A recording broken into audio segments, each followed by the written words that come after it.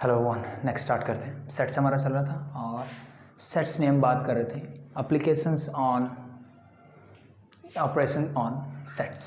ठीक है, तो कुछ क्वेश्चंस हमने कर लिए थे, कुछ बेसिक क्वेश्चंस, और जनरली हमने वो क्वेश्चंस किए थे जहाँ पे हमारे पास सिर्फ 2 सेट होते थे। ठीक है, अभी हम बात करेंगे जब हमारे पास 3 सेट होंगे उनसे रिलेटेड क्वेश्चंस की। ठीक है, तो सबसे बेसिक फॉर्मूला पहले मैं आपको बता देता हूँ। जब हमारे पास 3 सेट होंगे ठीक है, तो उनसे पहले सबसे बेसिक फॉर्मूला जैसे हमने 2 सेट में भी किया था, अगर आपको मिलता है A union B union C, ठीक है, if you have to find number of element in A union B union C, मतलब मेरे पास 3 सेट हैं ठीक है, और तीनों सेटों के अगर मुझे इंडिविजुअल एलिमेंट मुझे पता हो, ठीक है, तो उसका यूनियन कैसे निकालते हैं, number of element in A union B union C कैसे। ठीक है, तो इसका सिंपल सा फॉर्मूला होता है, पहले मैं लिख देता हूँ, फिर हम इसको एक्सप्लेन भी करेंगे कि कैसे है। Number of element in A plus number of element in B plus number of element in C, ठीक है, minus number of element in A intersection B minus number of element in B intersection C minus number of element in C intersection A, and the last one is plus number of element in A intersection B intersection C। ठीक है, तो ये होता है मेरा formula. देखो आसान है, कुछ नहीं है। जैसे हम 2 की बात करते थे, 2 लेते थे, ये माइनस कर देते थे। ठीक है, बट अब 3 आ गए तो इंटरसेक्शन भी 3 हो गए, तो तीनों माइनस करने पड़ेंगे। एक्स्ट्रा क्या ऐड हुआ, इन तीनों इंटरसेक्शन का सम मुझे एक्स्ट्रा ऐड करना पड़ा। ठीक है, तो इसको समझते हैं एक्चुअली में हुआ कैसे है। ठीक है, लेट बी मैं कोई भी 3 सेट ले लेता हूँ, लेट बी A B और let B this is the third one. ये A है मेरे पास, that is your B and that is your C। ठीक है, भी 3 एलिमेंट ठीक है, तो इन तीनों का यूनियन चाहिए। ठीक है, तो एक जनरल से अगर मैं बात करूं, जनरली मुझे क्या गिवन होगा, NA NB NC, यानी A में कितने एलिमेंट है वो गिवन होंगे, B में कितने हैं वो गिवन होंगे, C में कितने हैं। ठीक है, तो ये तीनों चीज़ें मेरे पास डायरेक्ट होगी।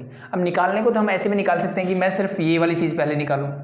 ठीक है, तो अगर मेरे पास ये डाटा जो भी गिवन होगा उनसे मैं ये चीज़ निकालता हूँ, ये निकालता हूँ, ये निकालता हूँ। ठीक है, जो क्वेश्चन करेंगे उनसे हम चीज़ें समझेंगे भी कि कैसे आया। ठीक है, तो ऐसे करके इन सबको ऐड कर दूंगा, फाइनली मेरे पास रिजल्ट मिल जाता है। ठीक है, वो ठीक है, लेकिन मुझे जनरली ये चीज़ें गिवन होंगी।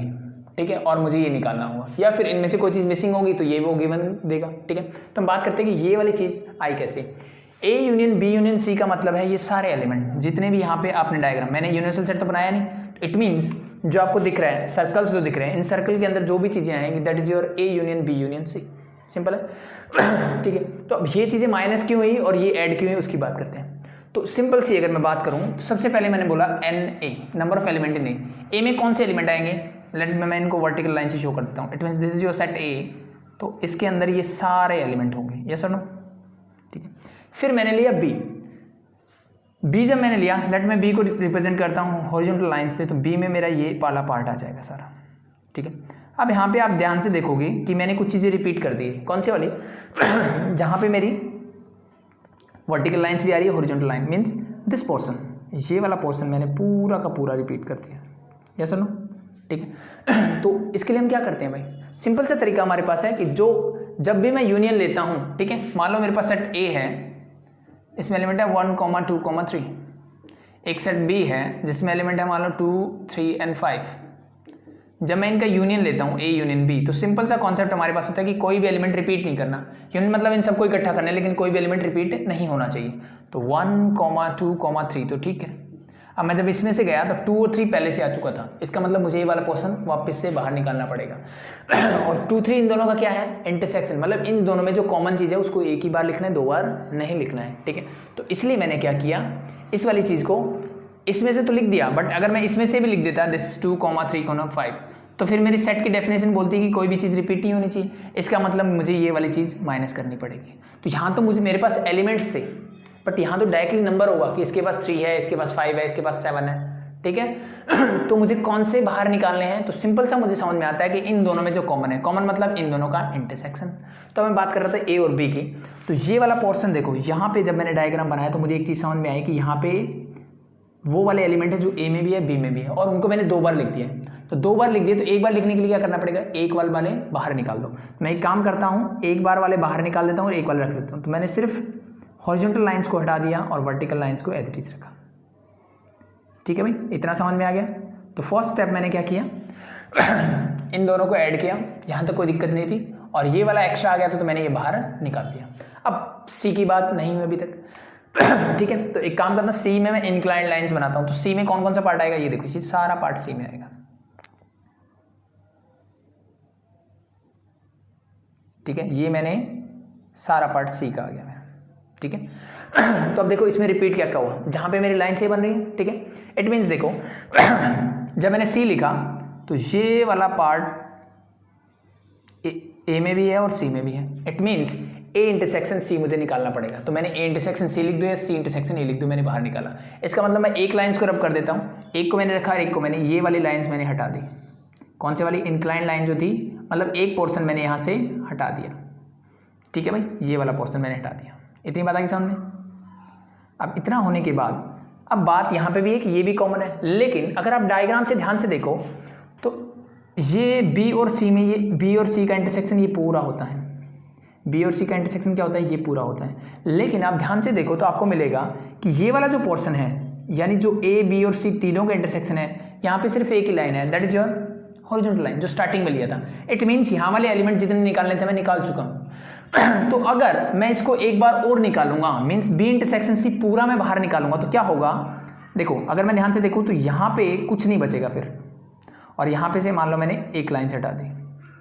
ठीक है, इसका मतलब ये वाला पोर्शन मैंने परमानेंटली हटा दिया। ठीक है, जब मैंने ये वाला इंटरसेक्शन भी माइनस किया तो ये वाला पोर्शन बचा ही नहीं, बट यूनियन में तो ये वाला पोर्शन भी आता है। ठीक है, तो इसीलिए मैंने लास्ट में क्या किया, इसको ऐड भी किया। इसको क्या किया, ऐड भी किया, दैट्स इट। ठीक है, तो ये इसका एक्सप्लेनेशन हो गया बाय वेन डायग्राम। ठीक है, तो जैसे मैंने आपको पहले बताया, कोई भी क्वेश्चन आप वेन डायग्राम से डायरेक्टली कर सकते हो, या फिर ये बेसिक फॉर्मूला है, सबसे बेसिक फॉर्मूला है जो आपको पता होना चाहिए। ठीक है, ठीक है। अब इसी को एक और तरीके से अगर आप समझना चाहो, ठीक है, जैसे कि मान लो मैं कोई एग्जांपल ले लेता हूं सेट्स का।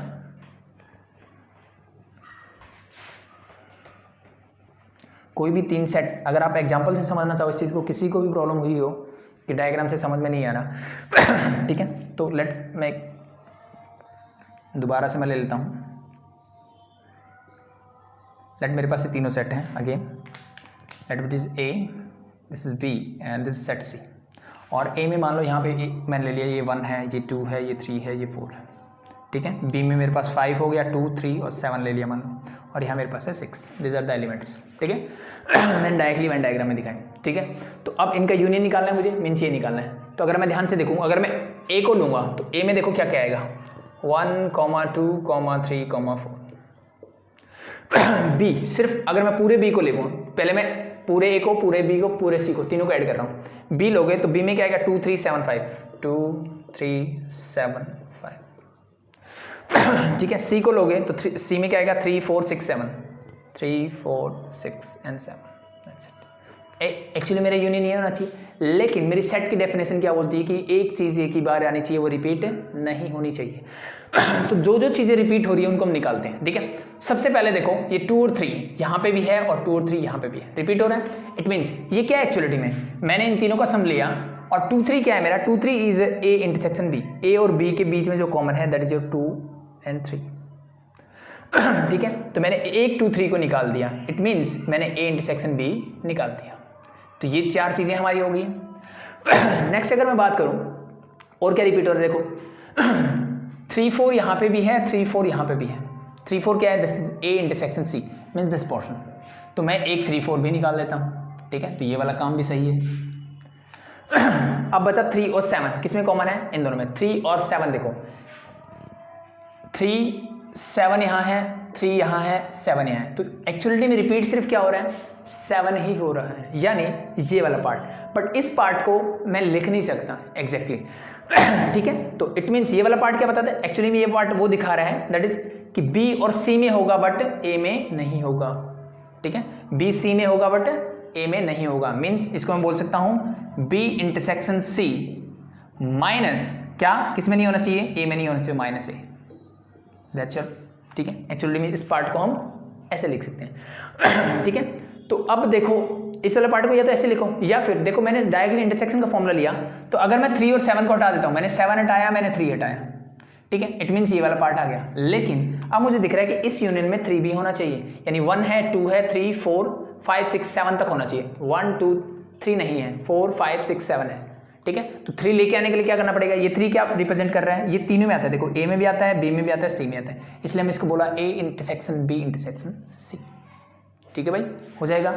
तो आई थिंक ये चीज़ समझ में आ गई होगी। ठीक है, अब हम इस पे बेस देखते हैं क्वेश्चंस को। ठीक है, और एक चीज़ और मैं बताना चाहूँगा यहाँ पे कि जब भी आपको 3 सेट मिलते हैं, ठीक है, तो जब भी वेन डायग्राम बनाना चाहो, ठीक है, सबसे आसान तरीका जो वेन डायग्राम बनाने का होगा दैट इज़ योर, तो आपको पहले पता होना चाहिए कि कौन सा पोर्शन क्या इंडिकेट करता है। देखो ये वाला जो पोर्शन है, ठीक है, जैसे हमने अभी भी बात की, that is your A intersection B intersection C, ये तीनों का इंटरसेक्शन है। Let B this is set A, this is B and this is C, तो this one is your A intersection B intersection C. ठीक है, simple है। As it is, अगर मैं अब ये पता ही है हमको, ये क्या होगा भाई, मेरा बी और सी का इंटरसेक्शन है, ये क्या होगा, ए और सी का इंटरसेक्शन रिप्रेजेंट कर रहा है, ये क्या होगा, ए और बी का इंटरसेक्शन रिप्रेजेंट कर रहा है। ये चीज़ें हम पहले सीख चुके हैं। जो ए और बी में कॉमन है, ए और बी में क्या कॉमन है, this and this portion show only this common in A and B. It mean जैसे मैंने आपको पहले बताया, ये क्या है, अगर मैं सिर्फ इस पोर्शन की बात करता हूँ जहाँ पे मैंने डॉट लगाए हैं, that is your A intersection B but not C, means minus C. ये वाला पोर्शन क्या शो करता है, सिर्फ इस वाले पोर्शन की, दिस इज ओनली सी, सिर्फ क्या होना चाहिए इसमें C. As it is this portion show only A, as it is this portion will show only B. ठीक है, तो इस टाइप के क्वेश्चन जैसे हमने उसमें किए थे, जब हम क्या कर रहे थे, सिर्फ 2 सेट्स की बात करते हैं। अब 3 सेट है, 3 सेट है, इसका मतलब क्या क्या सब्ट्रैक्ट करना पड़ेगा। अगर मुझे ओनली बी निकालना है तो इट मीन्स मुझे इसका इंटरसेक्शन और ये पूरा पार्ट, ठीक है, इसका मतलब अगर आप 2 बार इंटरसेक्शन करोगे तो ये वाली चीज़ 2 बार, लेकिन सब्ट्रैक्ट कर रहे हो तो प्रॉब्लम नहीं आने वाली। ठीक है, एक बार आपने हटाई दिया तो नहीं है तो कोई दिक्कत वाली बात नहीं है। ठीक है, हो जाएगा। तो अभी इन क्वेश्चंस करते हैं, चीज़ें और अच्छे से समझ में आएंगी। ठीक है, और अच्छे से चीज़ें होगी। ठीक है, तो सबसे पहला क्वेश्चन देखते हैं। पहले इसको आई थिंक हटा देता हूँ मैं। ठीक, इस फॉर्मूले पे बेस्ड होगा, आप डायरेक्टली फॉर्मूला बेस करना चाहो फॉर्मूला बेस कर सकते हो। क्वेश्चन नंबर 10 इसने बोला है, out of 40 student in A class, एक क्लास में कितने स्टूडेंट हैं, टोटल 40 स्टूडेंट है, 16 स्टडी इंग्लिश, 16 जो है इंग्लिश पढ़ते हैं। तो चलो मैं वेन डायग्राम पहले ही बना लेता हूँ कि लेट बी ये इंग्लिश वाले हैं, और इंग्लिश कितने पढ़ते हैं, 16, कितने पढ़ते हैं, 60 इंग्लिश पढ़ते हैं, 60। ये पूरा 16 रिप्रेजेंट कर लिया, मतलब number of student who study English is 16। ठीक है, फिर से बोला 22 अकाउंटेंसी, 22 स्टूडेंट ऐसे जो अकाउंटेंसी पढ़ते हैं, तो number of student who study accountancy is 22।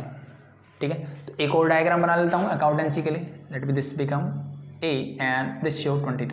It means इस पूरे सर्कल में 22 है, यहाँ वाले भी, ठीक है, ये वाले भी और ये वाले भी। एज इट इज इंग्लिश में 16 है, ये वाले भी और ये वाले भी। 26 इकोनॉमिक्स, और 26 जो है इकोनॉमिक्स पढ़ते हैं। तो इस पोर्शन में इकोनॉमिक्स को इंग्लिश ई है तो मैं इसको ई सी से रिप्रेजेंट कर लेता हूँ। ठीक है, एंड हेयर इज 26। फिर इसने बोला 5 स्टडी इंग्लिश एंड इकोनॉमिक्स, 5 ऐसे हैं जो इंग्लिश और इकोनॉमिक्स दोनों पढ़ते हैं। ठीक है, तो पहले एक बार लिख लेता हूँ यहाँ पे, फिर हम डायरेक्टली डायग्राम पे आते हैं। ठीक है, आपको बनाना भी सिखाऊंगा कैसे बनाना है। फिर इसने बोला 5 जो है इंग्लिश और इकोनॉमिक्स दोनों पढ़ते हैं, इंग्लिश और इकोनॉमिक्स। ठीक है, और हिंदी वाला एंड इंग्लिश वाला मतलब इंटरसेक्शन। तो 5 study English and economics, 14 accountancy and economics, 14 ऐसे हैं जो अकाउंटेंसी और इकोनॉमिक्स दोनों पढ़ते हैं, that is 14। 2 study all the 3 subject, 2 ऐसे बच्चे हैं जो तीनों सब्जेक्ट पढ़ते हैं, अकाउंटेंसी भी, इंग्लिश भी और इकोनॉमिक्स भी पढ़ते हैं, दैट इज ओनली 2। ठीक है, फिर इसने बोला if each student study at least one of the 3 subject. अब ये वाला लाइन इंपॉर्टेंट है। ठीक है, इसने बोला कि जितने स्टूडेंट हैं, मेरे पास टोटल स्टूडेंट कितने थे, 40 थे। ठीक है, ये 40 स्टूडेंट क्या करते हैं, एटलीस्ट एक सब्जेक्ट जरूर पढ़ते हैं तीनों में से। It means this is your A union E union E C, yes और नो, दिस इज 40। अगर ये ऐसी बात नहीं बोलता कि एटलीस्ट ये है, ठीक है, ठीक है, एटलीस्ट ये है, ठीक है, तो फिर वहाँ पे हमें समझ जाना है, ठीक है, कि ये चीज़ उसकी बात, यूनियन की बात नहीं कर रहा है। ठीक है, तो आपको क्वेश्चन को देखना है, थोड़ा समझना है उस चीज़ को कि ये यूनियन के बारे में नहीं बोला।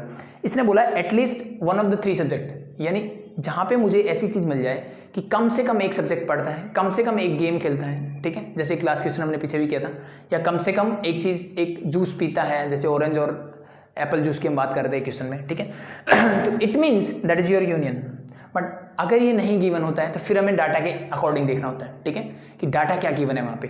अगर मान लो ये फॉर्मूला मैं देखता हूँ, ठीक है, इस फॉर्मूले में सिर्फ एक ही चीज़ मिसिंग है बीच में से, मान लो ये, बाकी सारी चीज़ें हैं और इसका मुझे पता नहीं है, ठीक है, तो जो नंबर होगा वो 90% केसेज में ही आपका यूनियन ही गिवन होगा। अदरवाइज अगर वो यूनियन नहीं होगा तो यूनियन निकालने के लिए वो कुछ और हिंट आपको देगा। अगर ऐसा नहीं मिलता है तो उस कंडीशन में आपको बाय डिफॉल्ट कंसीडर करना है कि वो आपका यूनियन ही होगा, ठीक है। तो क्वेश्चंस करेंगे आगे, धीरे धीरे समझेंगे कि क्या बोल रहा है उसके बारे में। समझ में आया? यूनियन है। एक तरीका तो डायरेक्ट देखो, मेरे पास कितनी चीज़ें हैं यहाँ पे, 1 2 3 4 5 6 7। इस फॉर्मूले में देखो कितनी चीज़ें, 7 और 8, ठीक है, कोई एक चीज़ मिसिंग की हमने, 43 4 6 7, ठीक है, ठीक है, ठीक है। तो अब देखो यहाँ पे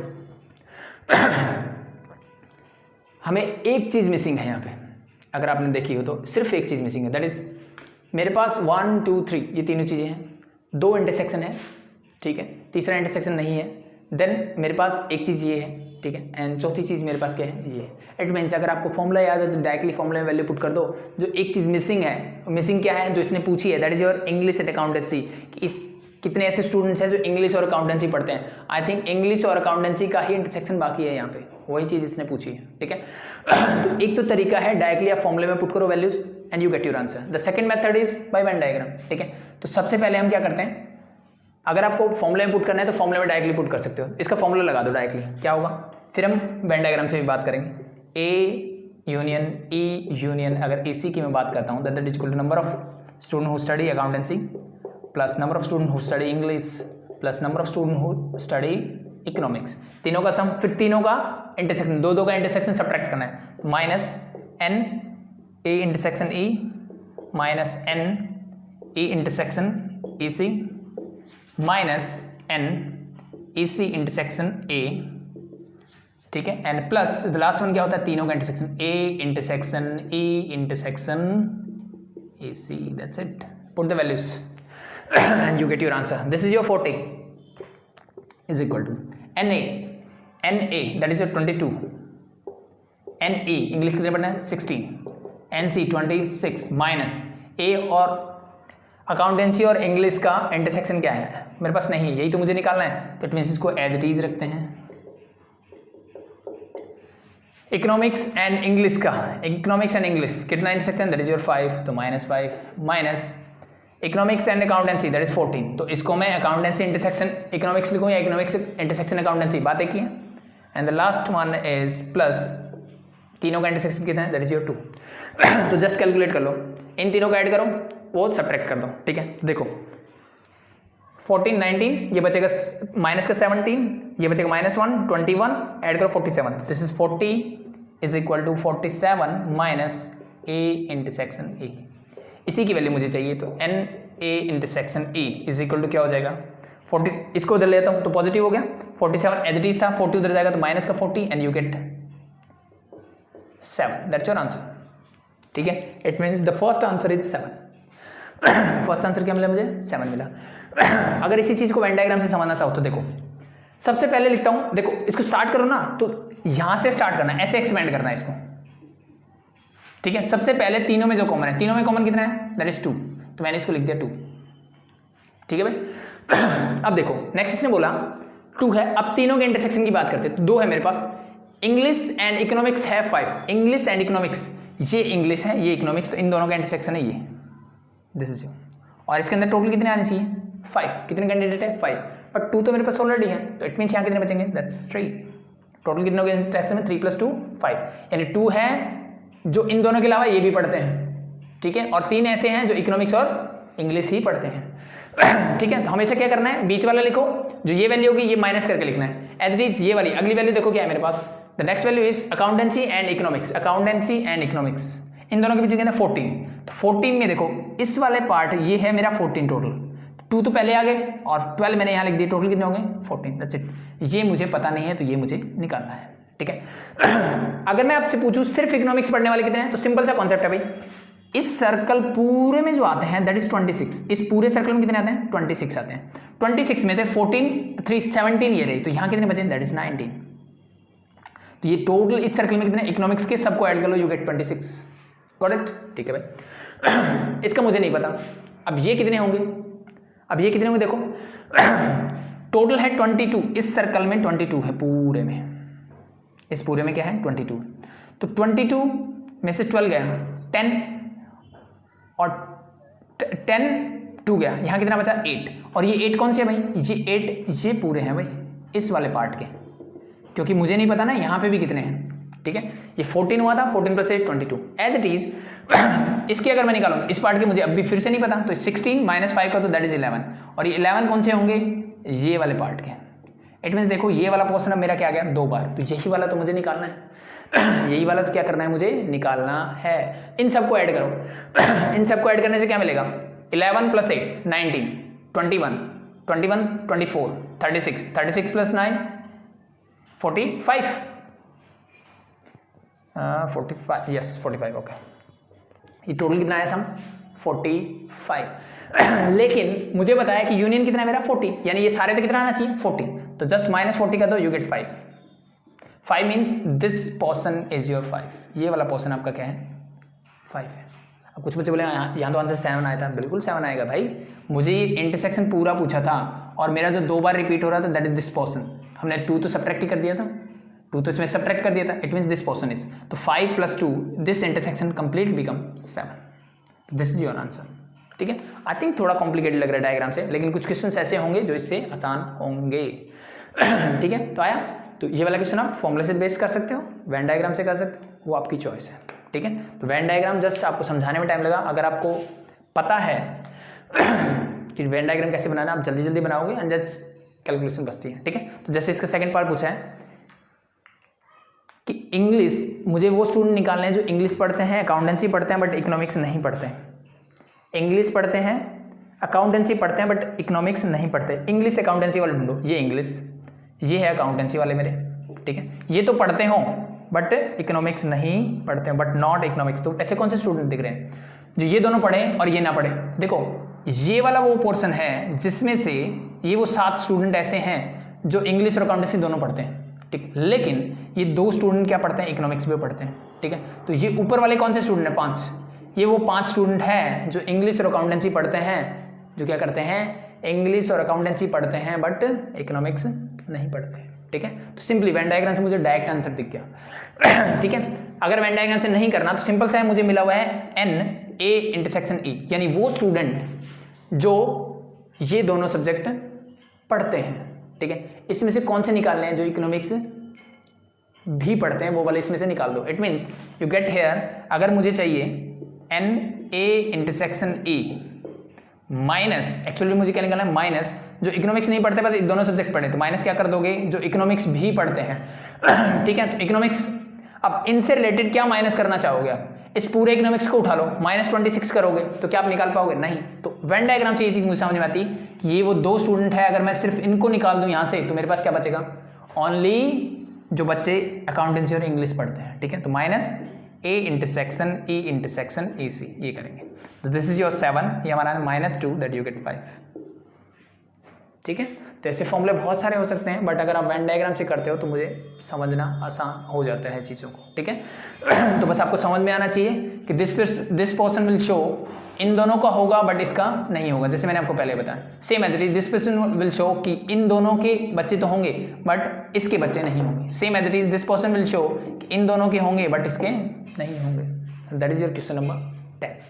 ठीक है, होप से समझ में आया। ठीक है, अब बात करते हैं नेक्स्ट क्वेश्चन की। नेक्स्ट क्वेश्चन नंबर 11 काफ़ी आसान है। In a group of athletic teams in school 21 are in the basketball team. 21 जो है वो बास्केटबॉल टीम में है, 26 is in hockey team and 29 is in football team.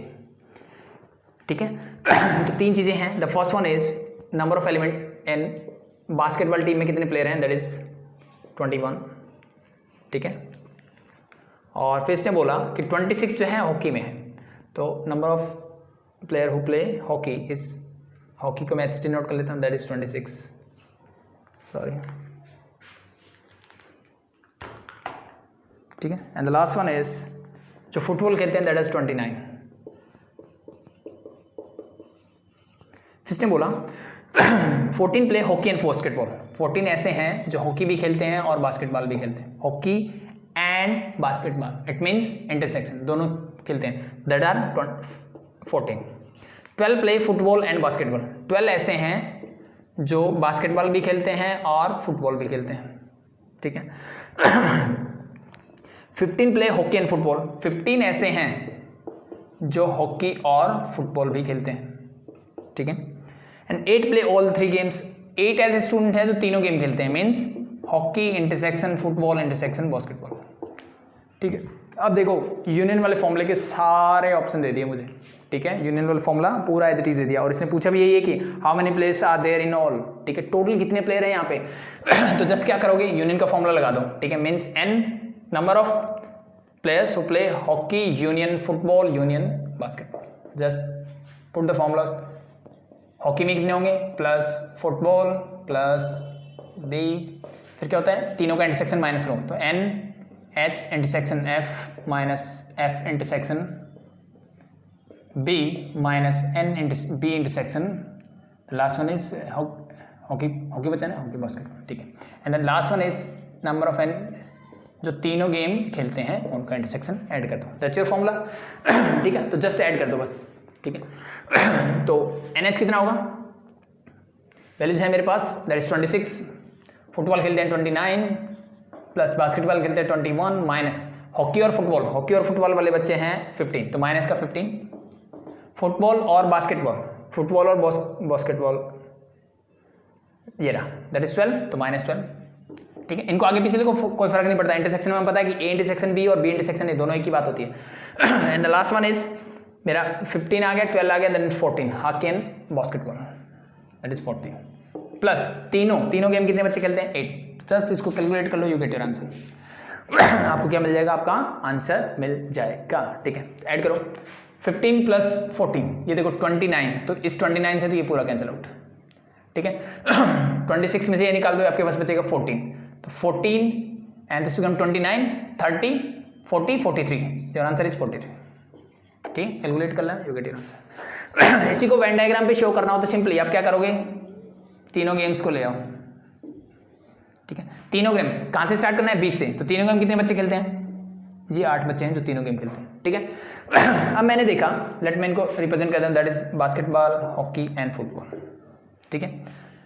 Intersection, अब मैंने हॉकी और फुटबॉल कितने बच्चे खेलते हैं 15, हॉकी और फुटबॉल 15 खेलते हैं, 8 तो कॉमन वाले होंगे, बाकी कितने बचे 7, तो ये वाला पोर्शन किसको शो कर रहा है, हॉकी और फुटबॉल को। 8 प्लस 7 कितने हो जाएंगे total 15। The next one is basketball and football कितने खेलते हैं 12, 8 पहले से हैं, 4 और चाहिए बस, इसमें सब्ट्रैक्ट करते हुए लिखते रहो।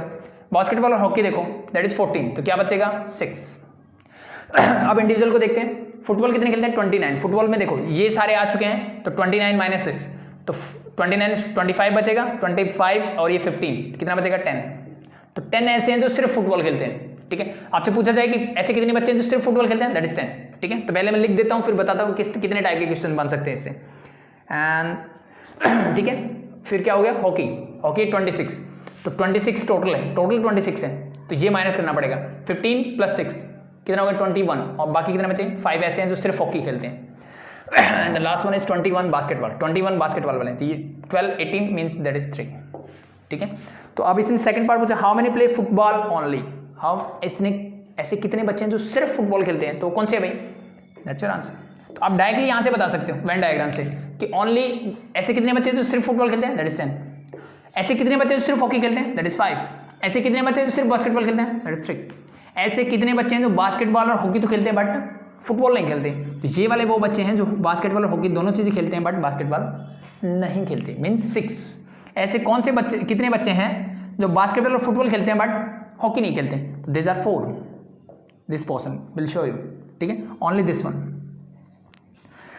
ऐसे कितने बच्चे हैं जो हॉकी और फुटबॉल खेलते हैं बट बास्केटबॉल नहीं खेलते, दैट आर 7, ठीक है, दैट आर योर आंसर्स, ठीक है। तो इस टाइप के छोटे छोटे क्वेश्चंस पूछ सकते हैं। तो अगर आप वेन डायग्राम तैयार है, आपको वेन डायग्राम बनाना आ गया, ठीक है, दैट्स योर, फिर आपको कुछ नहीं करना है। अब बनाना कहाँ से स्टार्ट करोगे, यहाँ से। सबसे पहले तीनों का इंटरसेक्शन बीच में लिखो, फिर जो जो पार्ट आता है उसमें से ये सब्ट्रैक्ट करते लिखते रहो, ठीक है, जो भी आता है वो इसमें से सब्ट्रैक्ट करके लिखते रहो, you get your Venn diagram.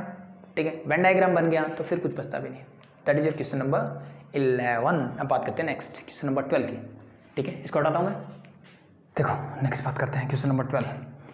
In a survey of 100 persons it was found that, it means total persons जो है include in the survey is 100। ठीक है, अभी हम नहीं बोल सकते कि यूनियन है या यूनिवर्सल सेट है, सॉरी यूनिवर्सल सेट है या फिर यूनियन है। ठीक है, it was found that 28 read magazine A, 28 ऐसे हैं जो मैगजीन ए को पढ़ते हैं।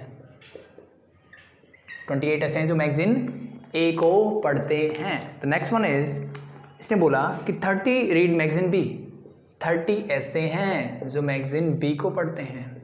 एंड द नेक्स्ट इज 42 ऐसे हैं जो मैगजीन सी को पढ़ते हैं।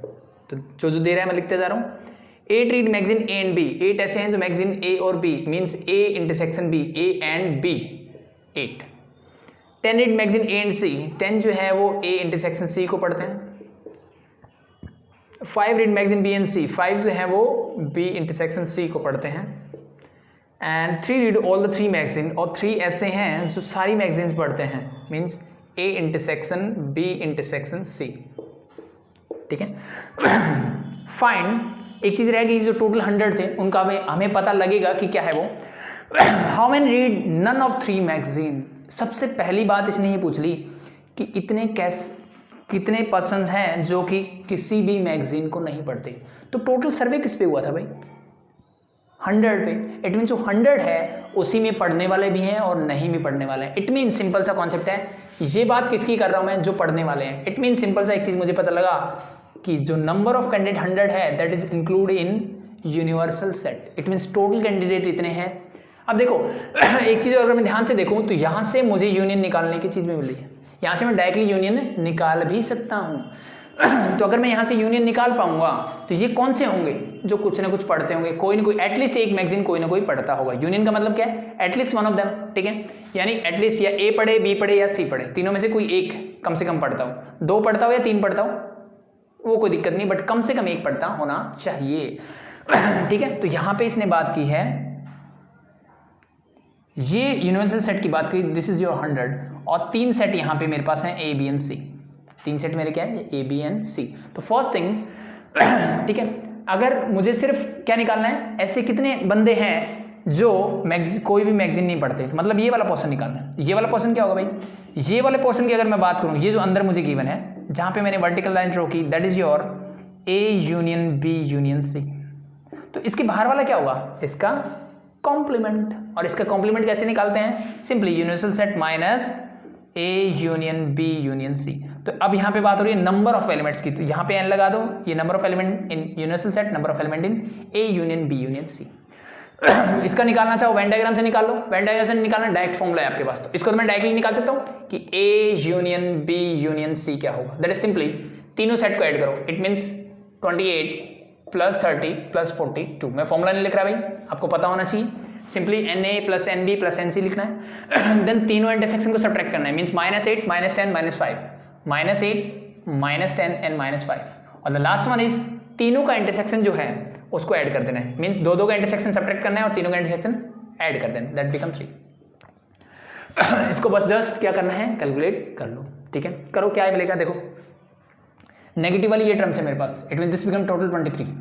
टोटल क्या बनेगा? 23। किसका? माइनस का। प्लस का 3 है, दिस बिकम 20, यहाँ से बचेगा 10। इन दोनों को ऐड करो, यू गेट 40 प्लस 20 60 70 एंड 10 80, ये आपका 80। तो 80 ऐसे पर्सन्स हैं जो कोई ना कोई मैगजीन एटलीस्ट पढ़ते हैं, बट हमें तो वो चाहिए ना जो कोई भी मैगजीन नहीं पढ़ते। It means we have to find N A union B union C complement, and that is equal to universal set. Universal set में कितने हैं? Total 100 minus number of candidate in A union B union C, that is 80, it means you get 20। तो 20 ऐसे persons हैं जो कि क्या करते हैं, कोई भी मैगजीन नहीं पढ़ते। ठीक है, नेक्स्ट इसी में पूछा है how many read magazine C only, ऐसे कितने हैं जो सिर्फ मैगजीन सी को पढ़ते हैं। ठीक है, अब ये चीज कैसे निकालोगे? जो सिर्फ मैगजीन सी को पढ़ते हैं, केवल वो वाले चाहिए मुझे। ठीक है, तो इसी चीज को अगर मैं वेन डायग्राम से समझूं तो मेरे लिए चीज समझनी बहुत आसान हो जाएगी, बट यही चीज मैं क्या करता हूं, डायरेक्टली करना चाहूंगा तो फिर मुझे बहुत सारे रट्टे मारने पड़ते हैं। ठीक है, बट समझ के करोगे तो आसान हो जाएगा। देखो ये मैंने बनाना सिखाया था, कैसे बनाते हैं इसको। सिंपली क्या करूँगा मैं, सबसे पहले तीनों में कॉमन, दैट इज 3। फिर मैं गया बी और सी में कॉमन, बी और सी में टोटल कितने हैं 5 है, इस पूरे में 5 आने चाहिए, 3 पहले से आ चुके हैं तो यहाँ बचेंगे 2। नेक्स्ट में बात करता हूँ ए यूनियन सी, ए और सी मीन्स की बात, यहाँ पे टोटल कितने 10, 3 पहले से आ चुके हैं, कितने बचे 10 minus 3 means 7। A union B total 8, तो 8 में से 3 गया, यहाँ बचेंगे सिर्फ 5। ठीक है, ए बी सी की बात करते हैं तो ए में कितने आएंगे, ठीक है। अब वैसे तो मुझे सी के लिए चाहिए ना, तो सिर्फ सी का अगर निकालना चाहूँ तो सी में कितने हैं 42, सी में कितने टोटल 42 है भाई, तो 42 में से 10 12 पहले से आ चुके हैं तो यहाँ कितने बचेंगे 30। It means the candidate who read only magazine C are 30, जो सिर्फ सी को पढ़ते हैं वो 30। अब मैं यहाँ से बी के लिए पूछ लेता तो क्या करोगे, टोटल 30 है, इस 30 में से 5 + 3 8 + 2 10 हटा दो, कितना बचेगा 20 रीड ओनली बी। एंड ए वाले कितने बचेंगे, टोटल 28 है, again this become 10 15 15 28 - 15 that you gate 13। 13 ऐसे हैं जो सिर्फ मैगजीन ए पढ़ेंगे। ऐसे कितने हैं जो मैगजीन ए और बी पढ़ते हैं बट सी नहीं पढ़ते, तो ये 5 कैंडिडेट ऐसे हैं जो ए और बी में तो आते हैं बट सी में नहीं आते। ऐसे कितने हैं जो बी और सी पढ़ते हैं बट ए नहीं पढ़ते, तो 2 candidates are there who read B and C but not C, not A. Same as it is the 7 candidate are read magazine A and C but not B, that's it. ठीक है, तो इससे ज्यादा आपसे नहीं पूछा जाएगा। सिंपल है, हो जाएगा। नेक्स्ट बात करते हैं क्वेश्चन नंबर 13 की। ठीक है, अब यहाँ पे कुछ परसेंटेज में गिवन है, तो परसेंटेज से डरने की जरूरत नहीं, बस नंबर से या परसेंटेज, सिर्फ परसेंटेज का साइन लगाना अलग से। तो नेक्स्ट आपसे क्या बोला, in a survey of 100 in survey a survey show that 67% of people like product P1 whereas 73% like product P2। If X% of people like both the product P1 and P2 find the value of X। ठीक है, अब देखो थोड़ा काम आसान है मेरे लिए। अब मेरे पास 2 ही प्रोडक्ट हैं, अब मेरे पास कितने प्रोडक्ट हैं, सिर्फ 2 ही प्रोडक्ट हैं।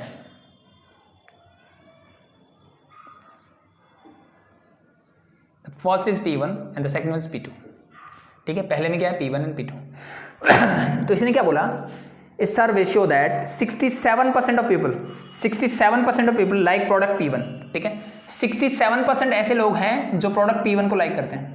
67 मतलब ये P1 का पूरे का 67 बोला इसने। ठीक है, फिर से बोला P1 वे 73% लाइक P2, 73% ऐसे हैं जो P2 को लाइक करते हैं।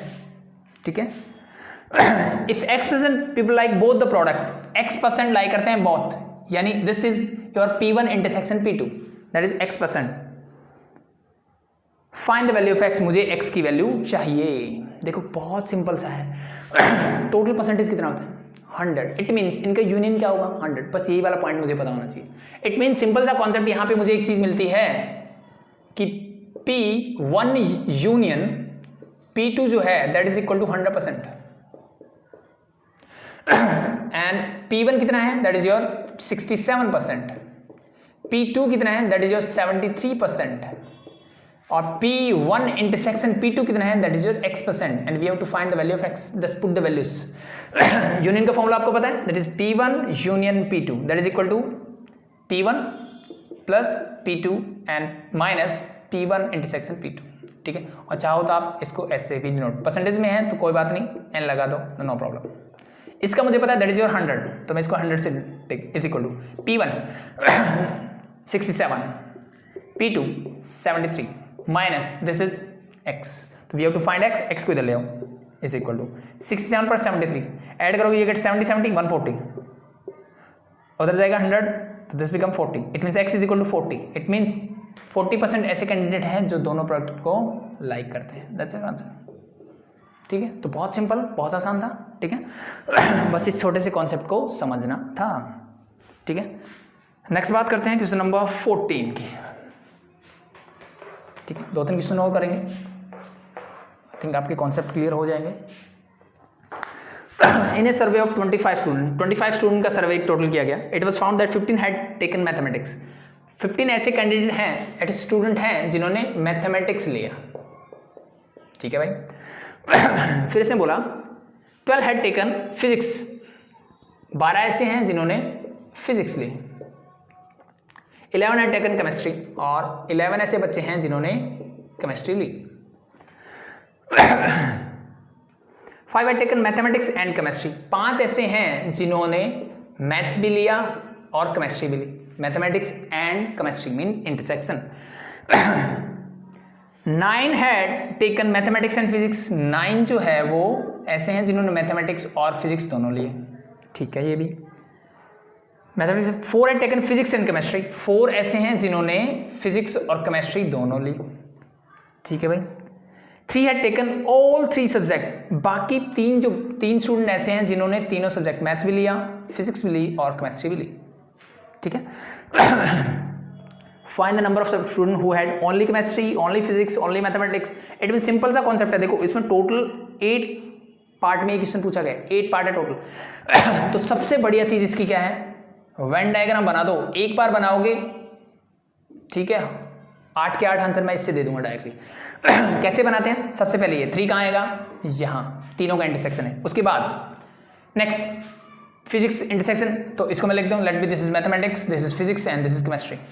ठीक है, फिर बोला फिजिक्स एंड केमिस्ट्री टोटल कितने लिए, 4 कैंडिडेट। तो इस पूरे पोर्शन में कितने आने चाहिए, टोटल 4 आने चाहिए। 3 मेरे पास ऑलरेडी है तो 1 यहाँ बच गया। ठीक है, next one is maths and physics are 9, maths और फिजिक्स के टोटल कैंडिडेट कितने हैं, 9। 3 पहले से आ चुके हैं, बाकी कितने बचे, 6। मैथ्स और केमिस्ट्री के 5, 3 पहले आ चुके हैं, यहाँ कितने बचे, 2। अब देखो केमिस्ट्री में टोटल कितने, 11 है। 11 में से देखो 3 + 2 5 1 6 पहले से आ चुके हैं। 11 - 5 कितने, 6 माइनस कितने बचे, 5। That's it. फिजिक्स में है 12, फिजिक्स में है 12, तो 6 + 3 9, 9 + 1 10, 10 पहले से आ चुके हैं, तो 2 ऐसे बचे जो सिर्फ फिजिक्स पढ़ते हैं। And the last one is maths में है 15, तो 6 + 3 9 + 2 11, टोटल है 15, तो यह क्या बचेंगे, 4। इस सर्कल में टोटल कितने होने चाहिए, 15, इस सर्कल में टोटल कितने होने चाहिए, 12, इस सर्कल में कितने होने चाहिए, टोटल 11। ठीक है, तो अब बहुत बेसिक से क्वेश्चन बचा है। अब मेरे से पूछा कि ओनली केमिस्ट्री पढ़ने वाले, ओनली केमिस्ट्री कौन से पढ़ते हैं भाई, सिर्फ जो यहाँ आते हैं केमिस्ट्री, मीन्स ओनली केमिस्ट्री पढ़ने वाले कितने हैं, दैट इज 5।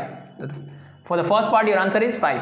ओनली केमिस्ट्री पढ़ने वाले स्टूडेंट कितने हैं, 5। Only mathematics 4, only physics 2। देखो वेन डायग्राम एक बार बनाया, सारे answer 1 liner. Physics and chemistry but not mathematics, physics पढ़े, केमिस्ट्री पढ़े बट मैथमेटिक्स ना पढ़े। तो ये एक ही बच्चा ऐसा है जो फिजिक्स और केमिस्ट्री तो पढ़ रहा है लेकिन मैथमेटिक्स नहीं पढ़ रहा। फिजिक्स केमिस्ट्री टोटल कितने पढ़ रहे हैं, दैट इज 4 ऐसे बच्चे हैं तो फिजिक्स और केमिस्ट्री दोनों पढ़ रहे हैं, बट इनमें से 3 मैथ्स भी पढ़ रहे हैं। इट मीन्स सिर्फ एक ही बच्चा ऐसा बचा जो मेरे पास सिर्फ फिजिक्स और क्या पढ़ेगा, केमिस्ट्री। ये देखो 1 जो है फिजिक्स में भी आता है, केमिस्ट्री में भी आता है, बट मैथ्स में नहीं आता है। The next one is mathematics and physics but not chemistry. Mathematics and physics but not chemistry means the 6 candidates are there who studied mathematics and physics but not chemistry. The next one is only one of the subject. कोई भी एक subject पढ़े ऐसे बच्चे चाहिए। देखो ये 4 ऐसे बच्चे जो सिर्फ मैथ्स पढ़ते हैं, ये 2 ऐसे बच्चे जो सिर्फ फिजिक्स पढ़ते हैं और 5 ऐसे स्टूडेंट हैं जो सिर्फ केमिस्ट्री पढ़ते हैं। तो ऐड करो यू गेट 11। तो 11 ऐसे स्टूडेंट हैं जो सिर्फ एक सब्जेक्ट पढ़ते हैं, या तो मैथ्स पढ़ेंगे या फिजिक्स या केमिस्ट्री, तीनों में से कोई एक पढ़ता है। ठीक है, एटलीस्ट 1 of 3 सब्जेक्ट। अब इसने बोला कि कम से कम एक सब्जेक्ट पढ़े, at least 1 of the 3 subject. It means इसने क्या बोला, इसने बात कर दी यूनियन की कि कम से कम एक पढ़े। इट मीन्स इन सबको ऐड कर दो, यू गेट योर यूनियन। चाहो तो आप फॉर्मूला लगा लो, फॉर्मूला नहीं लगाना तो देखो ये सारे स्टूडेंट को ऐड कर दो, 10 12 13 13 + 3 16 18 एंड 18 + 5 23। इट मीन्स 23 ऐसे स्टूडेंट हैं जो कम से कम एक सब्जेक्ट पढ़ते हैं। तो ऐसे कितने स्टूडेंट हैं जो एक भी नहीं पढ़ते। मेरे पास टोटल कितने स्टूडेंट थे, 25। टोटल कितने थे, 25। It mean this 25 is your universal set. Total 25 थे, ठीक है, तो यूनिवर्सल सेट हो गया। अब मेरे से पूछा है कि अभी मेरे से पूछा गया कि maths union physics union chemistry, तो दैट इज 23। तो ऐसे कितने स्टूडेंट हैं जो तीनों में से कोई भी सब्जेक्ट नहीं पढ़ते। इट मीन्स इसका complement this 25 - 23 that you get 2। ठीक है, आई थिंक लास्ट यही पूछा गया, none of the 3 subject, the 2 student who studied none of the subject. ठीक है, got it. And the next question 14 हो गया, लास्ट क्वेश्चन आज का, दैट इज लास्ट क्वेश्चन देखते हैं। A market research group conducted a survey of 2000 consumers and reported that 720 consumers like product P1। 720 consumers जो हैं वो क्या करते हैं, प्रोडक्ट P1 को लाइक करते हैं, और P2 को कितने लाइक करते हैं, दैट इज योर 1450। ठीक है, इसलिए फिर बोला कि like product P1 and 450 consumer like product P2, what is the list number that must have like both product. मुझे छोटी से छोटी वो चीज़ बतानी है, वो टर्म बतानी है, वो नंबर ऑफ कंज्यूमर्स बताने हैं जो कि इसको लाइक करेंगे। इट मीन्स सिंपल सी बात है, एटलीस्ट इतने करेंगे कि कम से कम इतने तो करेंगे ही करेंगे दोनों प्रोडक्ट को लाइक, वो चीज़ बतानी है मुझे। ठीक है, तो अब बात की इसने 2000 कंज्यूमर्स मुझे गिवन, टोटल इतने हैं। ठीक है, तो इसको मैं ले लेता हूँ, that is your universal set. ये मेरा क्या है, यूनिवर्सल सेट, क्योंकि इसने नहीं बोला कि यूनियन है। एटलीस्ट अगर ये बोल देता कि कम से कम एक प्रोडक्ट को तो कोई ना कोई लाइक करता है, देन ये क्या हो जाता मेरा यूनियन हो जाता। ठीक है, ये यूनियन हो भी सकता है किस कंडीशन में, उसकी बात हम बाद में करेंगे। ठीक है, पहले देखते हैं इसको। ठीक है, तो मुझे क्या निकालना है, सिंपल सा कॉन्सेप्ट ये है, मुझे निकालना है A इंटरसेक्शन B। ठीक है, सॉरी P1 और P2 की बात कर रहे हैं, तो इसको मैं P1 लिखता हूँ, इसको P2। इसकी लीस्ट वैल्यू निकालनी है मुझे। लीस्ट वैल्यू मतलब स्मॉलेस्ट वैल्यू, सबसे छोटी वैल्यू क्या हो सकती है। ठीक है, उसकी बात करेंगे। ठीक है, तो सिंपल से देखो, एक मेरे पास बहुत बेसिक सा फॉर्मूला होता है, दैट इज योर, अगर मैं निकालता हूँ P1 यूनियन P2, तो simply you can write at number of candidate in P1 plus number of candidate in P2 and minus number of candidate in P1 intersection P2। ये सुनो, कोई problem भाई, कोई प्रॉब्लम नहीं है। मुझे ये निकालना है, बाकी चीज़ें मेरे पास है, पुट कर दो। ये भी मेरे पास नहीं है तो मैं इसको एज इट इज रख लेता हूँ। ठीक है भाई, number of candidate in P1 में कितने हैं, that is 720 plus that is 1450 minus as it is. ठीक है, तो जैसा हम कर रहे हैं वैसे करते जाते हैं, जस्ट ऐड करो इनको, that is 7 11 carry 1, this 3170 and minus N P1 intersection P2 and that is equal to P1 union P2। ठीक है, अब मेरे पास दो वेरिएबल है। ठीक है, बट मुझे इसकी लिस्ट वैल्यू चाहिए, इसकी छोटी से छोटी वैल्यू चाहिए। ठीक है, तो अगर मैं ध्यान से देखूं तो क्या बता सकते हो कि जैसे हम बनाते हैं कि मैं किसी भी चीज़ का यूनियन लेता हूं तो मैक्सिमम क्या हो सकता है मेरा, क्या कभी भी मैं 2 सेट्स का या 3 सेट का या 4 सेट का, कितने भी सेट हो उनका यूनियन लूँ, क्या कभी वो यूनिवर्सल सेट से बड़ा हो सकता है, उसके बराबर हो सकता है। ठीक है, बराबर किस कंडीशन में है, मान लो कि मैंने बोला कि ये सेट ए है और ये बाहर वाला ए कॉम्प्लीमेंट सिंपल था, इन दोनों का यूनियन लोगे तो क्या मिल जाएगा, that is your universal set. तो इट मीन्स मैक्सिमम से मैक्सिमम मेरे इसकी वैल्यू जो हो सकती है P1 यूनियन P2, ये क्या हो सकता है, less than equal to universal set होगा। यस और नो, किसी को कोई डाउट हो। ठीक है, मैक्सिमम क्या हो सकता है, इसके इक्वल हो सकता है यूनिवर्सल, जैसे ए और ए कॉम्प्लीमेंट का मैंने यूनियन लिया तो that is equal to universal set, simple है, कोई दिक्कत नहीं है। ठीक है, बट जैसे इन दोनों सेट को लूंगा मैं तो ये क्या होगा, इससे छोटा होगा। तो यानी मेरा जो यूनियन है वो क्या होगा, सॉरी मेरा जो यूनियन है 2 सेट का, वो या तो यूनिवर्सल सेट से छोटा होगा या उसके बराबर होगा मैक्सिमम से मैक्सिमम। तो इट मीन्स अगर ये ऐसे है तो ये दोनों इक्वल है, तो इट मीन्स इसकी जगह मैं ये पुट कर सकता हूँ, तो 3170 minus N P1 intersection P2 must be less than equal to N number of consumers in universal set. ठीक है, इसकी वैल्यू कितनी है मेरे पास, ये है मेरे पास 2000, तो मैं यहाँ पुट कर देता हूँ, दैट इज इक्वल टू 2000। इस पूरी टर्म को उधर ले जाओ। ठीक है, ये उधर जाएगा तो ये माइनस का हो जाएगा, दैट माइनस 3170, इसको मैं उधर ले गया। ठीक है, ये बचा मेरे minus N P1 intersection P2 must be less than equal to, अब ये बड़ा है माइनस का तो माइनस का साइन आएगा, एक चीज़ तो मिल गई। अब इसमें से सब्ट्रैक्ट करो, यू गेट 1170। अब मैं दोनों साइड के माइनस से माइनस कैंसिल आउट कर सकता हूँ, कर सकते हैं, लेकिन इनइक्वालिटीज में क्या होता है, साइन हो जाता है फ्लिप, तो this become 1170 and this become number of consumers in P1 intersection P2, यानी ऐसे कैंडिडेट जो दोनों प्रोडक्ट को लाइक करते हैं। तो उसकी वैल्यू क्या होनी चाहिए, मस्ट बी इक्वल टू 770 और इससे बड़ी, यानी या तो इसके बराबर होनी चाहिए या इससे बड़ी होनी चाहिए। तो सबसे छोटी वैल्यू कौन चाहिए, तो देयरफॉर मैं बोल सकता हूँ कि द लीस्ट वैल्यू ऑफ, यानी least consumers who like the product P1 and P2 are 1170। ठीक है, और we can say intersection P2 least value of this is this, that's it. ठीक है, तो होप सो आपको चीज़ें समझ में आई होगी। ये था आज का लास्ट क्वेश्चन। ठीक है, तो बेसिक फोकस आपका करो वेन डायग्राम पे। अगर आपका वेन डायग्राम अच्छा है, आपको वेन डायग्राम बनाना आ गया, आपको वेन डायग्राम समझ में आ गया, तो किसी भी टाइप का कोई भी क्वेश्चन हो आप मिनटों में आंसर दे सकते हो। ठीक है, आपको कोई फॉर्मूला रटने की ज़रूरत नहीं, कुछ भी करने की ज़रूरत नहीं, जस्ट आपको वेन डायग्राम बनाना आना चाहिए। इन क्वेश्चंस में सबसे बेस्ट चीज़ वही है। ठीक है। वेन डायग्राम आता है तो आप सब कुछ कर सकते हो। अदरवाइज अगर आप सोचते हो कि फॉर्मूले बेस भी कुछ क्वेश्चंस हो जाएंगे, इतने हार्ड नहीं आते हैं वैसे तो, ठीक है, बट कुछ क्वेश्चंस में आप फॉर्मूले बेस फंस सकते हो क्योंकि आप हर फॉर्मूला याद नहीं कर सकते, ठीक है। तो बेटर है वेन डायग्राम की प्रैक्टिस अच्छी करो। अभी के लिए थैंक यू।